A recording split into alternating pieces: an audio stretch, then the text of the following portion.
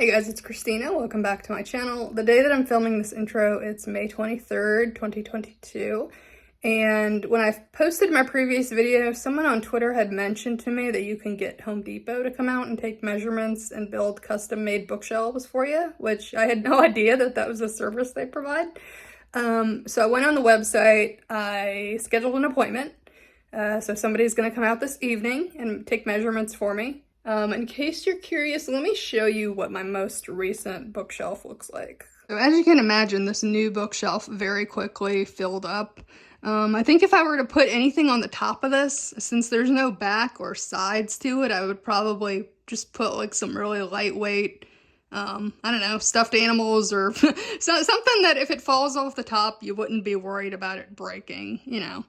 But anyway, these filled up very, very quickly. I put as many of my journals on here as I could find. I don't have them in any particular order or anything like that. I just wanted them on here. And I put cookbooks and a couple of handbags and vinyl and songbooks on here. I was house hunting for 2 years. I really wanted something that looked like it came right out of Coastal Living magazine. Like, you know, just the light aesthetic all throughout, kind of a beach house vibe to it. And the house that I ended up buying it's kind of mixed. It has like light aesthetics all throughout the restrooms. And then the rest of the house is, you know, a mix of like light walls with the dark hardwood floor. So for the library, I'm probably gonna get a dark hardwood bookshelves to go with the flooring. It's 6:30 p.m. The lady just left. She was here for about an hour. It was kind of like California Closets where they come in and they take measurements of the entire room and then they show you kind of a 3D virtual diorama of it. And so the only thing I kind of regret, and I kind of blame this on my anxiety, was I wish I would have asked her to make some of the shelves a little taller than what she measured. I think she measured all of them to be about as tall as my journals.